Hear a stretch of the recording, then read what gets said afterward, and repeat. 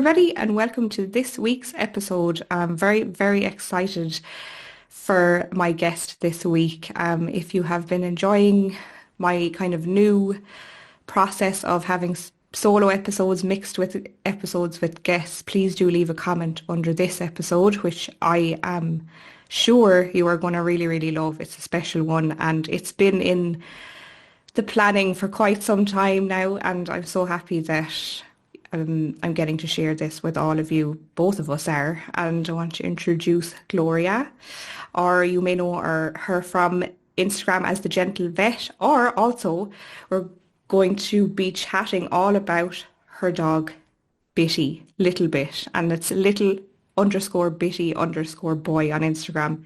You probably are already familiar with her Instagram page and all of the gorgeous videos and photos that she puts up. Am I right, Gloria, in saying he's 16 and a half years old currently? As best as I know, yes. Wow. Age is such a tricky thing because I adopted him when he was, well, I was told by the shelter that he was 7 at the Mhm. time. He was found as a stray, so they didn't exactly know his age, but I was told he was 7, and this February will be 10 years that he's been in my care. Wow. Okay. Yeah. Incredible long life. And tell us a little bit more about the very beginning, how you met, how you kind of, formed the bond, and just whatever you feel like going with this story is. I'm going to leave it completely up to you, and you can share with us how you feel about it all. Sure, amazing. Okay, so the Bitty story. Um, I got Bitty as a foster dog. So I fostered with a rescue called Size Small Dog Rescue. And during that time, I was in my pre-veterinary studies. So I was taking in all of the special needs dogs at the time and fostering them. So I had dogs that recently had amputation surgeries and they only had 3 legs and needed that extra care, or dogs with neurological conditions. And one day I got a text message from someone in the rescue with a picture of Bitty, and he had this 90-degree head tilt and looked really, really odd. And she asked, like, will you take him? He's in California, but we have arrangements to have him flown over to you if you can take him. And so I said yes. And then a couple weeks later, I went to pick him up at the airport. I think it was like 11 p.m. at night. So I picked him up in his little carrier and brought him home. And he was such a sweet but skinny and very frightened little boy. Mm. He definitely had some neurological symptoms, like he had a head tilt, like I mentioned, and he was also very apprehensive about walking on the floor, very nervous, and um, yeah, he wasn't quite all there. So it took about a few months to figure out what we were going to do with him. And I worked at a veterinary clinic at that time that worked in association with the rescue. So we scheduled him in for his first assessment, and we determined that he had some sort of vestibular disease. So whether that was caused by some sort of trauma or like a congenital defect, we still aren't really certain. But he kind of got a guarded prognosis at that time. He was started on steroids and antibiotics, and we considered doing an MRI to see if there was like a brain bleed or some sort of structure in the brain that was abnormal. But just due to limited funds with the shelter, we decided to go with a more conservative approach with medical management and see how he did over time.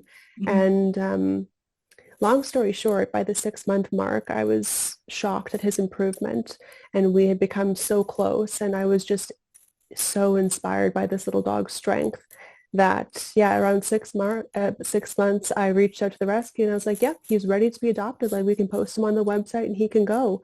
And then that night, I had such a hard time sleeping. I was like, what would his future home look like? And I kind of I was really anxious that night, and I texted the rescue and I was like, you know what, scratch that. I think I know where he's going to go. I'm going to keep him. Let's take him off the website. And Amazing. Yeah, so that was that. And every year he amazes me. He went from being this like really shy, scared dog who just wanted to like literally be held all the time to this active boy who plays puzzles and solves little games, and he's starting to play with toys, and he goes for these adventures, and he hikes and he runs, and he is not afraid of water anymore, and his head tilt has resolved, and it's just been so beautiful watching this little personality come out of him. Oh God. Wow. That sounded like I was just curious as well when you said that you got in touch with the rescue and said, you know what, scratch that. I know where his home is. What was that that really changed your mind, or what was it about Bitty that was like that made you just go, no, I have to keep him here? Like, was it just So one specific, it just, something just clicked for you? it's so funny that you ask this because there was a very, very specific moment. So Okay. I was sitting on my bed and he was sitting next to me, and I was just kind of thinking, I was doing some meditation, Mm. and part of what I do when I meditate is I try to visualize like, where is the light in my life? Is it coming from my heart right now? Is it coming from my mind? Where is that energy coming from? And I saw that light sitting right next to me, and it was coming from him. And I was like, oh, he is it. Like, this is a little light in my life, and I need to keep him. And I just remember feeling so at peace, feeling Mm. his tiny little body. I mean, he's a little 3 kilogram dog, and just feeling his tiny body curled up next to me. And I was like, wow, this is really special. Like, he's already home. Mm. And so, yeah, I was like, you know what? I was really apprehensive because the reason I had been, serially fostering dogs, and he was, I think, dog number 12, is because I didn't feel like I had the time to dedicate to a dog while I was in university and working 2 jobs and Mhm. all of this. But um, he seemed okay with my schedule, and it worked out really well. Yeah, it was the right time in both of our lives. Oh, amazing. And when you just shared that such a special thing that you were meditating on it and the answer was right beside you in this little gorgeous ball of dog that you didn't know was going to be the light of your life for all these years. Like I think that's a precious story. Thanks for sharing that one actually. I'm glad I asked that question now. Me too. I haven't shared that with a lot of people because it's I mean it involves like meditating and visualizing your body's energy. So Yeah. Mm. it's not a super conventional way to describe things, but I'm glad you asked that because yeah, it was a Hmm. very distinct moment. I'm definitely similar to you on that wavelength. I like to kind of visualize and meditate when I can. So I think and I'm sure some listeners listening can resonate with that as well. So I'm sure it'd be very helpful for them.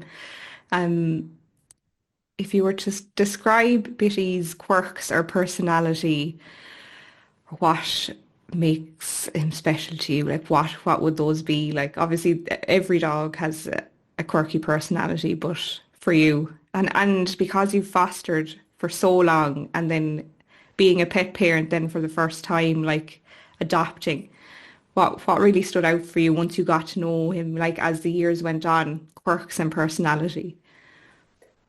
Hmm. There's so much about him, and it's funny because his personality has changed in the last, I would say, 2.5 years as you know, his age has progressed. Hmm. Um, like he used to always be known as the perfect Chihuahua who would never growl and never bite. And that's definitely changed, which Okay. part of me is like happy about because prior to that, he's been this almost like doll-like in his temperament because when I first got him, he was so like almost unresponsive to stimuli. Like he was a normal dog in a lot of aspects, but in other ways, like he was like he Like didn't play with toys. He was just kind mm, of not really there. kind of And again, aloof. that's Yeah. yeah, absolutely, and Mm. that's definitely due to whatever neurological issue he was facing and potentially is still facing. But asymptomatic right now, of course, Hmm. but very, very soft and gentle dog. Very like I don't know how to describe it. He's almost like a little like very timid, but also confident at the same time. I've just never met a dog like him before where he's like happy to approach you and get pets and then he's happy to just wander off and he never rushes at you. Like he's just a very sweet little boy. Hmm. Of course, having said that, like in the last couple of years, he's become more confident and will stand his ground. And if he's having a nap on the couch and you come and move him, he'll growl at you. And of course, we respect his space. Mm. Um, but yeah, it's hard to describe his personality because he has so many aspects of his character that I just find really, I'm in love with him. Obsessed.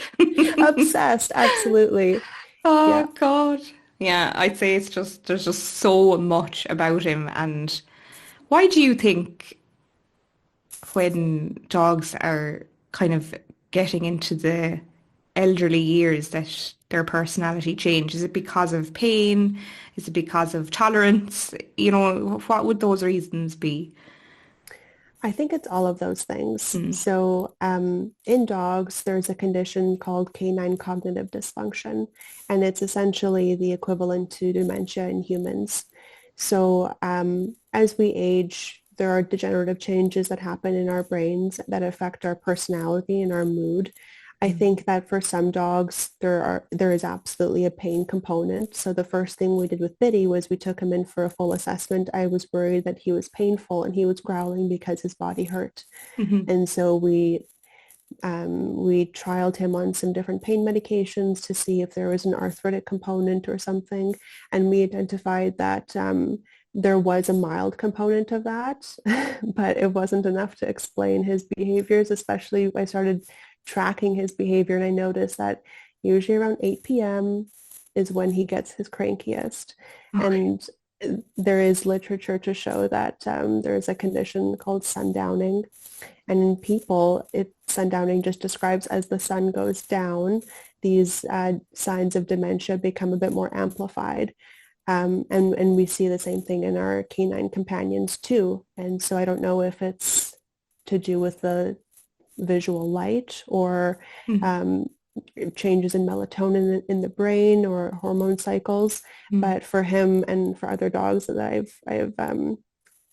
I've read about, it certainly is a consistent thing where in the evening they get crankier or they get a bit more profound in their symptoms. So like you can find wandering behaviors where they'll kind of go and get stuck in a corner or they'll be whining excessively, looking Hmm. for you, even though you're right there, can Hmm. maybe confused about where they are, a bit more agitated or yeah, behaviors that are not typically seen during the day. Hmm. Okay. Yeah. No, that makes sense. So thank you for explaining that. So with you and Bitty then, and you mentioned that he didn't seem to mind your schedule. So obviously you were studying and everything else. And did you have like go through any like major life events with him, challenges or changes? Obviously university and everything, but tell us a little bit about that. Yeah. In the last 10 years, I have moved so many times, all within the same city. Um, but we've moved quite a bit. We've Hmm. traveled quite a bit. I was lucky to be working at a clinic for a big chunk of his life. So I was Hmm. able to bring him into work with me when he was sick or when I felt like my hours were way too long. Hmm. Um, yeah, we've gone through a lot together. I finished my bachelor's degree with him, my master's degree, and then this year I'll be graduating from the Doctor of Veterinary Medicine program, and he has been by my side throughout all of it. So that includes the long hours studying, just in my fourth year, it's been a lot of travel for clinical rotations. I've had to leave him with friends and family members while I travel to different provinces and different cities to do externships. I've, Hmm. I've actually brought him with me a couple times, and like when I go and stay with a friend for an externship, he'll come along with me. So yeah, he's He's very well tolerant. traveled. He's very, very well traveled, and been so, so good. Mm. I was worried because there's like a theory that for older dogs, and I'm sure the same is for people, but they are less resistant to change. And I was worried that changes to his environment, picking him up and traveling him here and then taking him back and then Yeah. changing his schedule would accelerate his, Hmm. canine cognitive dysfunction. But I haven't noticed that at all. So I Oh, think he's just a really resilient pup, or perhaps some dogs just are able to cope with that change. And yeah, if that's the case, he is one of those dogs. I'm very it's grateful for yeah, that. it sounds like it. Or he just trusts you a lot with all the traveling. He knows that you're there by his side, No, and I would say trust and kind of that love has a huge part to do with it, if I was to guess. I But hope that's the case. so wow, a lot of change, a lot of studying, a lot of different locations and everything else, and he's been through all the kind of pivotal moments of your life. Hmm.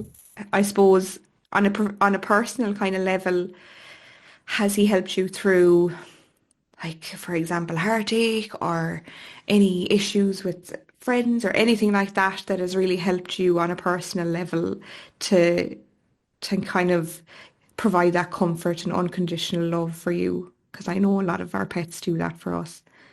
Absolutely. Mm, Um, absolutely. He has been like the consistent thing in my life for these 10 years. mm, So, I mean, of course, there's been deaths in the family, struggles with some mental health, especially like in the last 4 years of vet school. So many, yeah, so many ups and downs. He's always been that constant. And mm, especially during COVID, like that was hard. But having mm, him there was the best because it made it easier to go through the quarantine process because I get to stay home with my little dog. And I can't imagine going through that without him. mm. Um, yeah, absolutely. All of the above. He has dramatically impacted my life in a positive way. So my own quality of life has exponentially increased thanks to Mm. him. Wow, that is that is something. I'm telling you. I think I know the last couple of guests have definitely mentioned COVID, and we've never gone through something like that before. And I think just like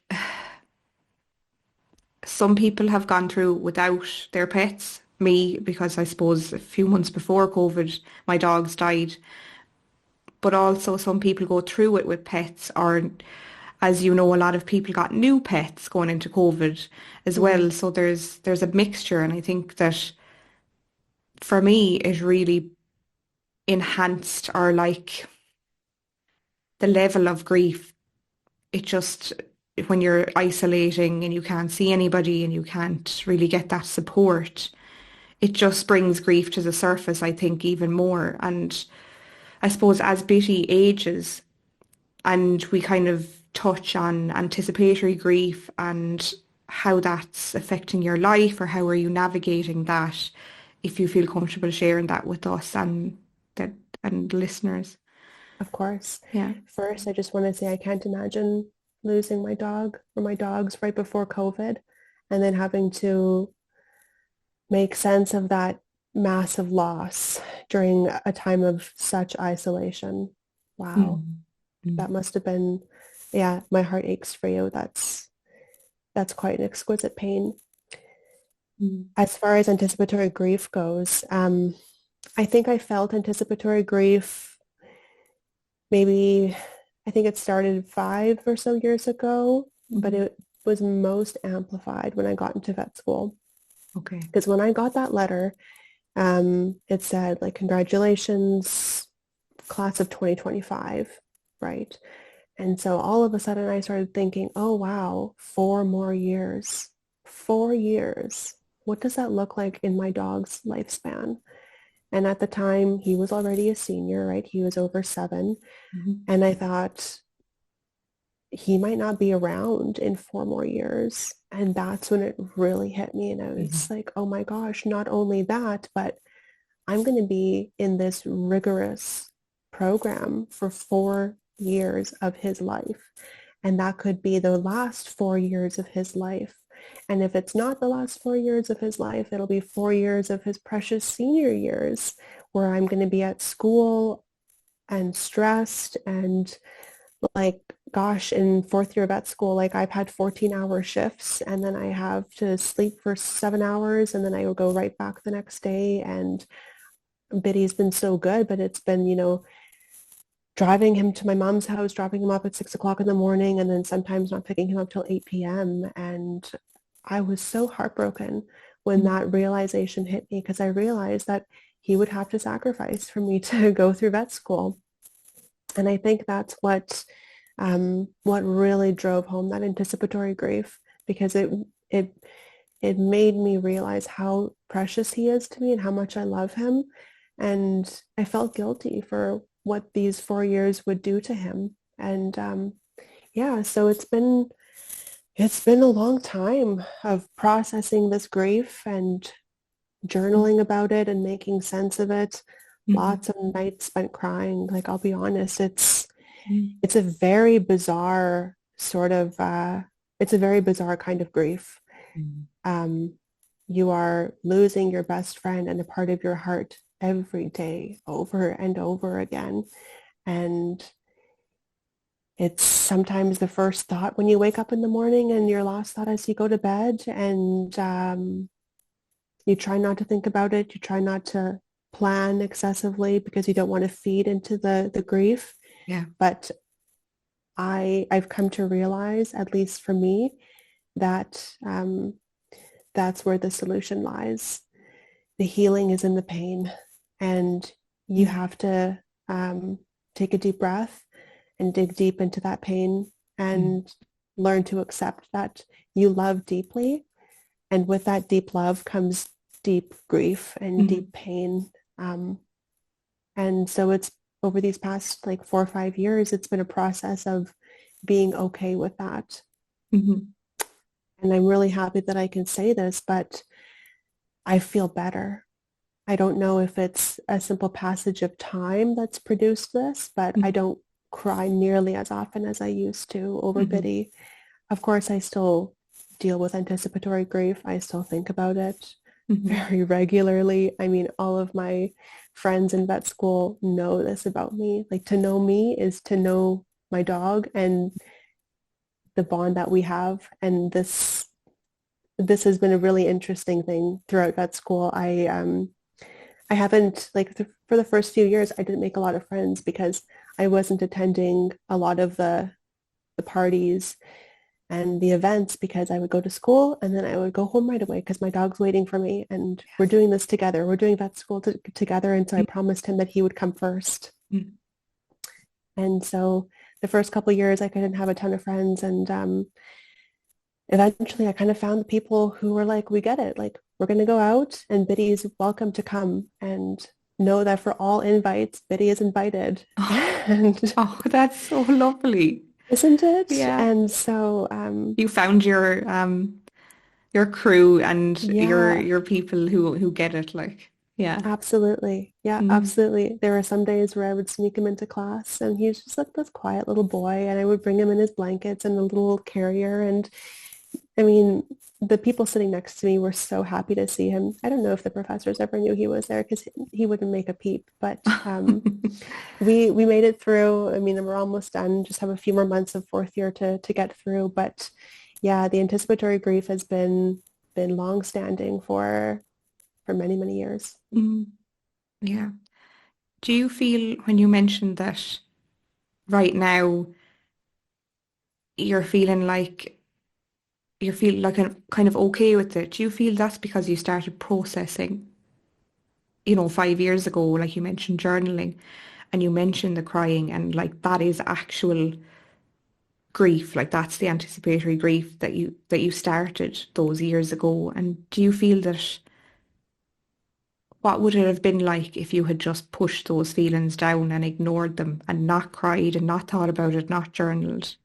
Do you feel you'd be in a different, mindset now? I think so. Mm, I mean, I know that when that day comes, I'm going to be absolutely devastated. Mm, And I think the reality is no amount of preparation can soften that blow.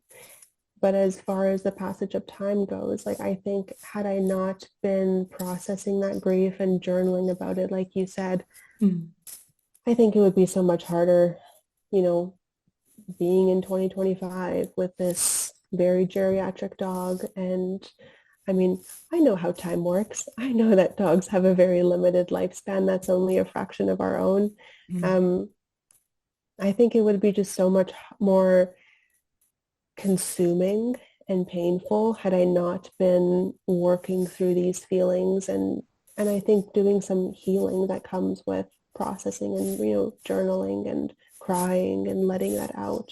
mhm, Um, because I think anticipatory grief is our heart's attempt to protect ourselves from this impending tragedy, mm, um, and kind of preserve our well-being. mm, And I think it demands our attention, and I think it deserves our attention, mm. even though Yeah. it's not really normalized, especially, I think that anticipatory grief over family, like human family members, Mm, is much more accepted than,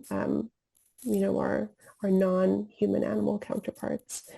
But talking about it with people who understand who understands this really important. And even if you don't have people in your life who understand, picking up a pen and journaling about it and Mm, um, processing it in a way that's not just internal, like thinking, writing it out, speaking it.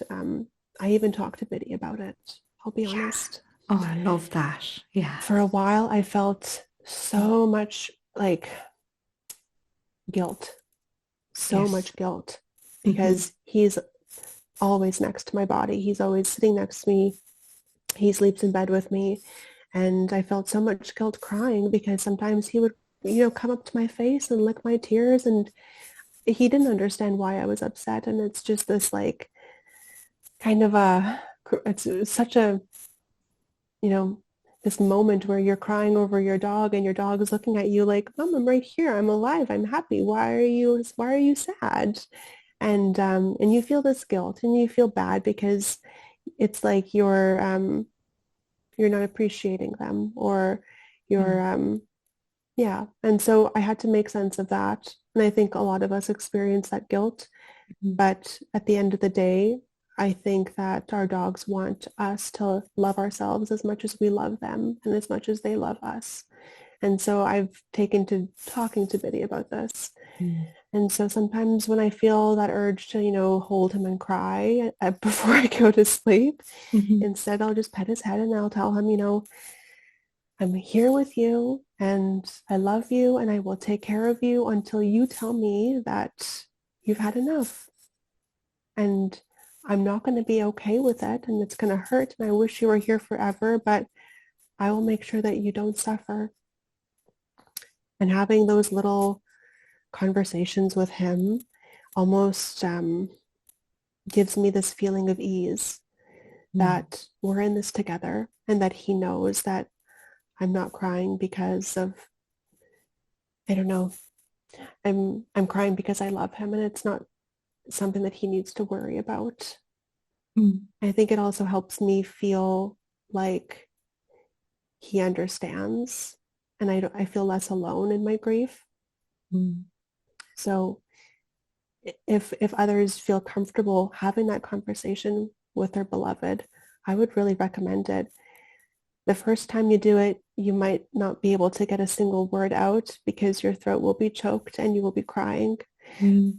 But just pet their head, pet their sweet little head, and um, imagine that you're telepathically communicating that with them to see how that feels, and Mm. then move to speaking those words and whispering that to them.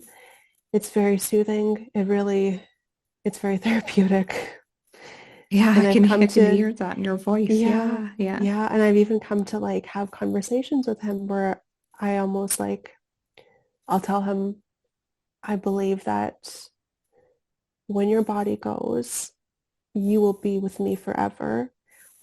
Or things like, I believe that when it's time, you will send me the next dog that Mm, you feel is right for me to have in my life. mm, And I can't wait to meet them. And yeah, it's it's really powerful. Like these animals are just the most beautiful.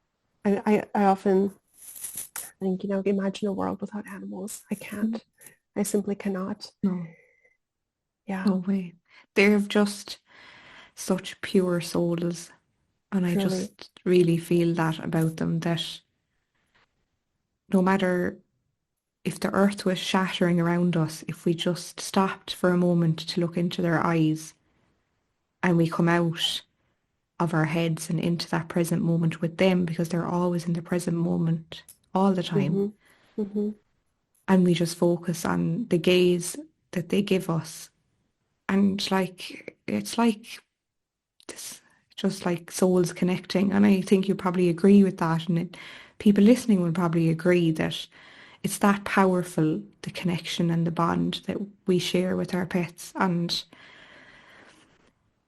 I definitely am in awe of how you describe having those conversations and sharing your innermost thoughts with Bitty verbally with him, because I definitely did that with my two, especially when I was going through hard, difficult times in my life, and just having a chat and just sharing what they mean to me. And I think Mm-hmm. that it's so, so important to do that when they are here alive with us, because we can often forget to even do that when they're here. So, like, I thank you for sharing that with us, because anybody listening that is a caregiver to their aging pet, even at the moment, that's listening, that's going to be something that hopefully, if you haven't done already, it's a beautiful idea to start doing that.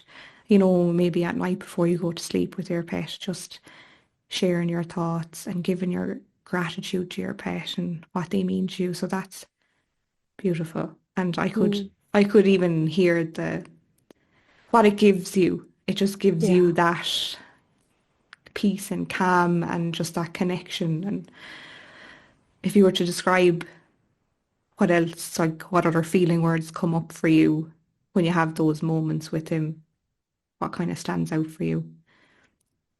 Yeah. It's definitely peaceful. Mm, And I think it's a way that we experience the bond, like mm, truly. Like, I mean, there are, of course, so many ways that we can experience the bond that we have with our animals, but these conversations almost make that bond feel palpable.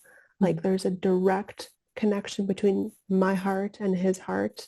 mm, Um, like I honestly believe that we have these sacred soul bonds with certain animals in our lives. And I think that we each have animals that come into our lives in this world who we're meant to have sacred soul ties with. mm, Not all animals and maybe not even all of the pets that we have in our lifetime, but we do have them. mm, And so having that conversation, I think, is almost like it almost feels like a spiritual experience because mm, you're I mean, they can't speak back to us in language that we understand. I mean, we understand the look in their eyes and their behaviors and mm, so much about them, but we don't have language in the same way that we have with other humans. So this is a way to really get close with them. And I mm, think it provides a lot of comfort when you're struggling with grief because you're sharing that with them. mm, There's that transparency there. And there's always this nagging feeling that I have that when I cry and when I'm upset and it, it bothers him and that he feels like I'm in pain or that he has a reason to feel unsafe. And so, and I don't say this to discourage listeners from crying and from expressing that grief, but I mm. also want to encourage people to have conversations with their animals because then they'll understand, hopefully, that Yeah. these tears are nothing for them to worry about. These tears are just a manifestation of love. Mm. Yeah. I love that. Hmm. I love how you describe that. Yeah. I'm just thinking about that because it's really powerful. It's a powerful kind of image that I have in my head when you describe that. Yeah. So I think anticipating the death of our pets can just have overwhelming kind of impacts on our life if we choose to lean into it. Would you agree with that? Because I suppose a lot of people often say, what some people that I speak with often say, I can't imagine my life. I don't want to go there. I don't want to think about it.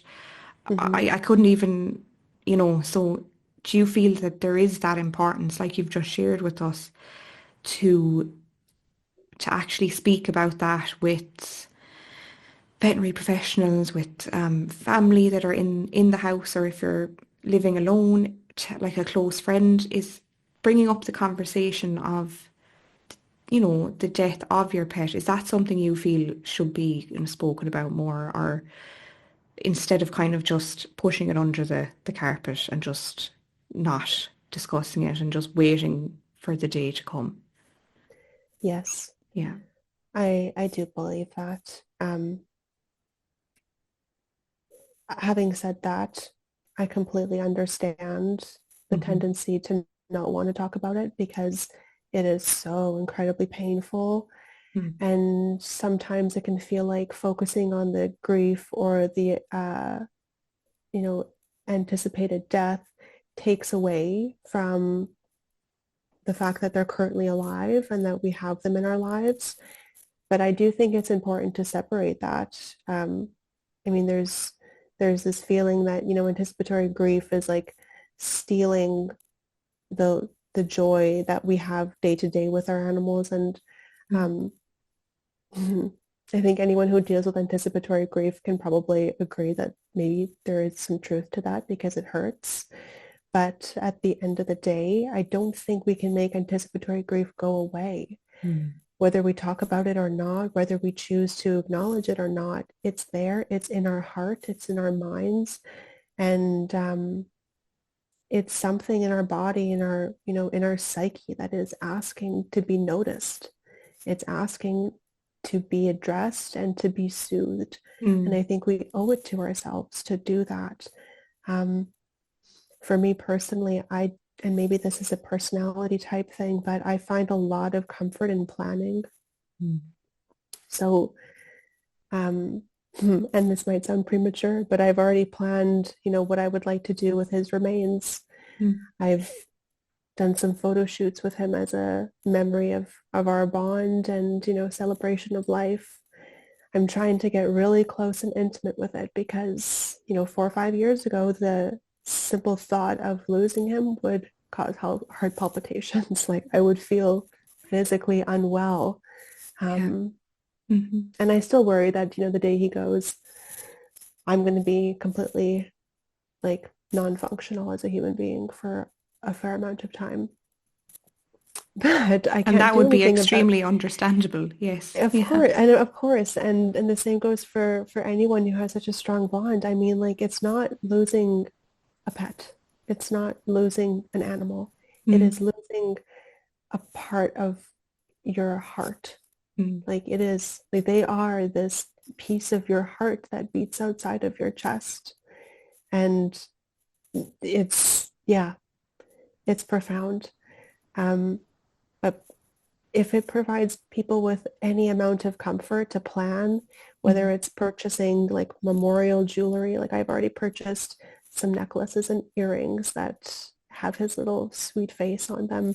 My friends have gifted me jewelry. My partner's gifted me jewelry with Bitty's face, Mm. little tote bags with his pictures on it.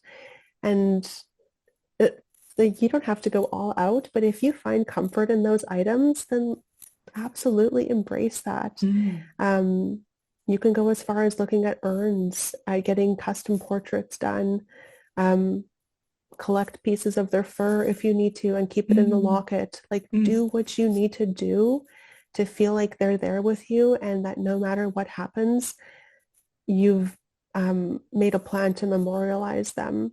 And it kind of provides a sense of control. And I think that's important when we deal with these really strong feelings of grief, because Hmm. there is this helplessness that comes with it, right?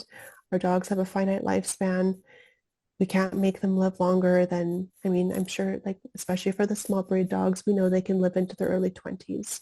Mm. But beyond that, they are confined to a lifespan that is, to this point in time, we can't prolong it.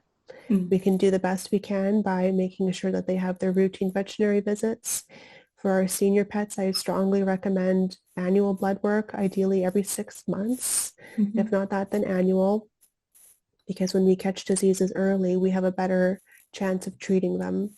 Mm. Um, so we can do what we can do. We can take care of their health. We can feed them good quality food and make sure that they're maintaining a good body weight, not too heavy, not too thin. We Mm. can ensure that they're exercised and, manage their health. But beyond that, we have to also accept that they're perfect and they were made perfect. And part of that means that they don't get to live as long as we want them to. Mm. So memorializing them in ways that matter and are meaningful to us, I think helps with that process. Yeah, that is, it's so special the way you describe that because I've never actually heard anybody who's spoken about or, you know, planned some of those memorializing gifts and things prior, like before the pet has died. And I think that is a beautiful idea because often we don't think about doing that or we don't, maybe sometimes if it's a sudden death, we don't have time, but I would have given anything to get clippings of fur. Like, but everything was so sudden for me and happened so fast that I think the shock took over and it was I didn't have time to even think about anything that would help me personally to kind of process the grief. So for anybody listening that even if you have a healthy pet right now that is amazing, like take some fur. And I think that's Yes. something, yes, like do some portraits. I got portraits done, but it was afterwards. But get some, like those photo shoots that you mentioned, they're becoming Mm-hmm. so popular. I see so many pet pages and Mm-hmm. followers of mine that are doing these, and they are beautiful and wonderful, and the memories that you can have. And there's just there's a whole wide world of things that to do. Like you can just search on Etsy and loads of Absolutely. ideas will come up. But I think you've touched on such an important point that I never even thought of myself is do this now prior to Yes. the death of your pet. And I think that's just blown my mind. And it's so Yes. simple, but it's so like we just wouldn't think of it. We just wouldn't think of it, you know? And it's understandable. It's not something that we Mm. want to or feel comfortable thinking about. Yeah. But yes, take that fur clipping, make that ink paw print, make that clay paw print. Hmm. I'm in veterinary medicine, and we have these conversations when we're in an exam room with the client and with their beloved animal. And sometimes, like, I've brought in patients and, like, on my emergency rotation or my internal medicine rotation, I bring these animals into the exam room, and I'm sitting there with them and they're hooked up to an IV line. They're sedated. They're semi-conscious because their condition is so grave. And then you're having to explain, we have to go and euthanize. And then also, would you like a paw print? And then would you like a this or would you? And it's, it feels like the wrong time. Yes. Yeah. And I Yeah. feel so bad for people who have to deal with this in an emergency situation, like when it's sudden and you are in shock, because Hmm. I'm sure, these people are thinking that they're going to get their cat back from the hospital or that their dog is coming home, Mm. and to tell them that, euthanasia is the kindest thing that we can do right now because they're surgically inoperable. Mm. And then on top of that, what sort of cremation option would you like? And It feels Yeah. like too much. It's too Overwhelming. much. Mm. Yes. So I would urge people to, as best as they are able, to plan and just do those things for yourself. And I think that there's also a bit of comfort in knowing that you were able to obtain a little beautiful vial of fur from your dog while they're alive and happy, and then Yeah. like show them that little bit of that clipping and have them smell it. It's like, look, that's from you. And then Yeah. every time you look at that beautiful vial with their fur after they passed, you think of that beautiful memory, Mm. right? It's not them in the exam room when the veterinarian was the one who clipped that fur. I Hmm. mean, that's also, of course, like such a special thing to have. But if we can elevate that and Hmm. make it a positive memory where you obtained that fur clipping while your pet was in good health Hmm.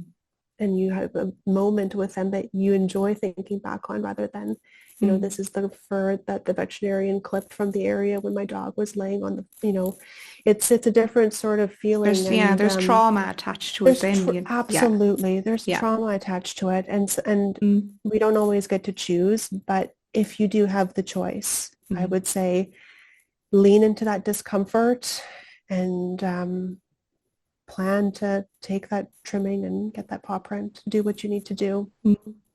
Yeah, and even it goes as far as, planning where you want to get your individual cremation done, the location, have the phone number ready, have a kind of even have a mini folder with your everything in it, because when you are in that state of shock and you can hand it to a person, your vet or whoever you trust at the time, or your partner, whoever, because here are my wishes, here's everything I need, I've planned this. Imagine just the relief and the stress that can come off of you just Hmm. having those things planned must be a small comfort in a really devastating time that I can imagine. So that is super important, I think, and a lot of people will resonate and get something from it.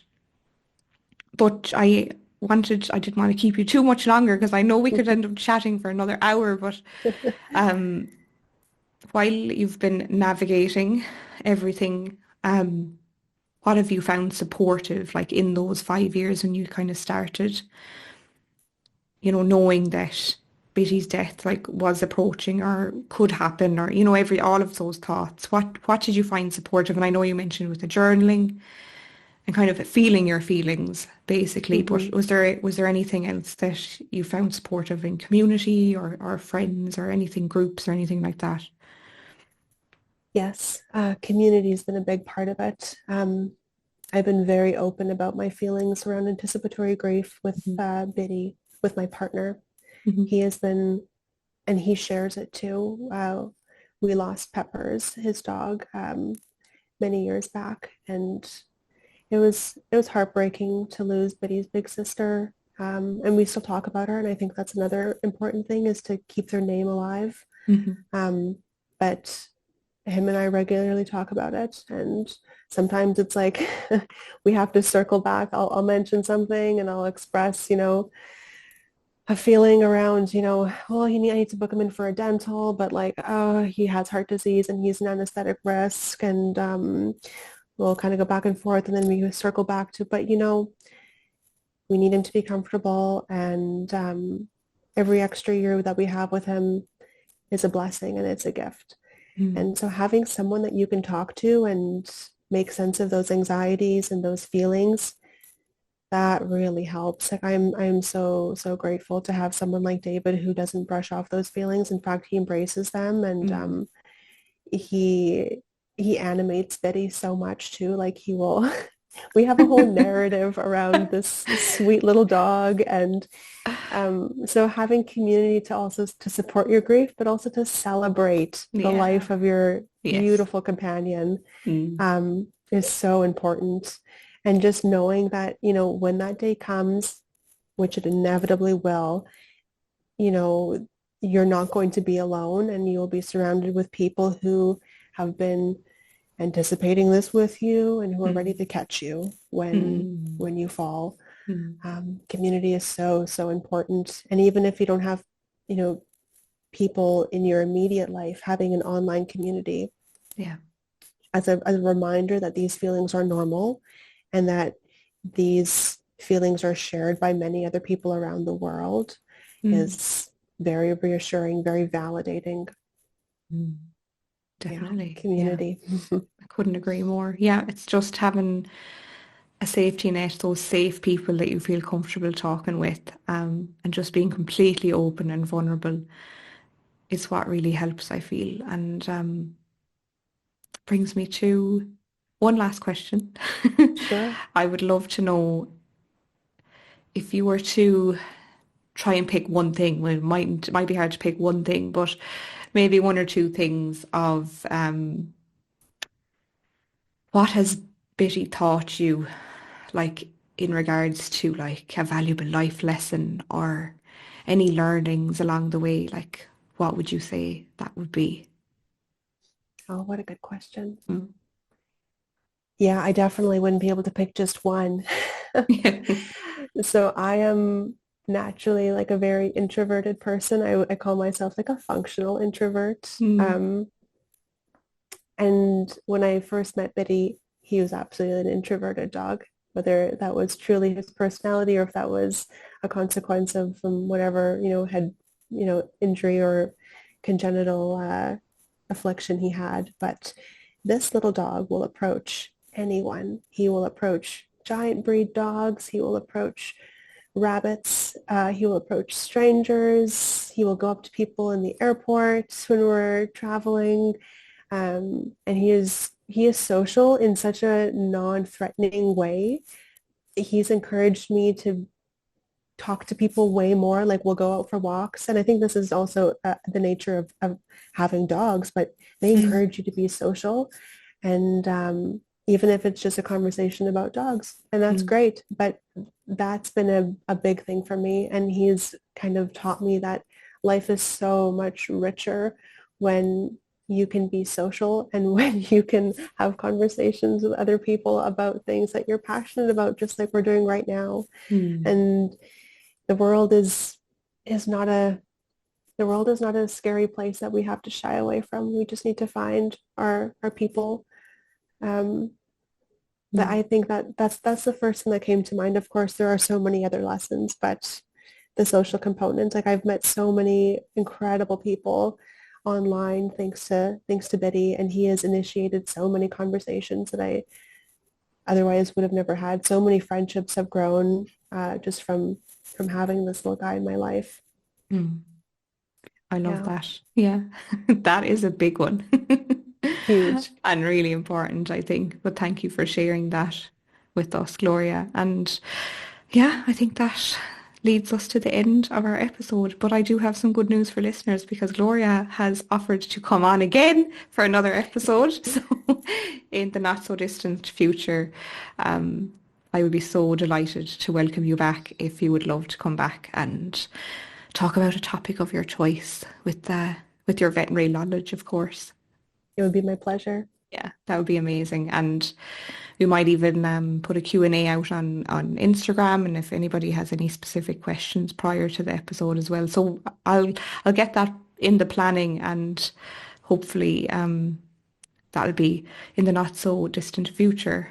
But what I would like to say to you, Gloria, is thank you so much for agreeing to come on the podcast and taking time to share like a really intimate personal part of your life, your relationship with Bitty, and sharing with us the challenges and the lessons and all of the ups and downs and just being really honest and transparent about how you're feeling and what you're going through and what helps you, which then hopefully can resonate and help with listeners because I feel like you're passionate about this topic as much as I am and just getting the word out about, this form of grief being real and being valid. And thank you so much for taking the time to be here with me and sharing your story with all of us. Thank you so much for having me on the podcast. This has been so nice. Yeah, I'm so passionate about this and we need to talk about it more. So this has been so great. Thank you. Oh, you're so welcome. Thank you everybody for listening. And until next time, take care.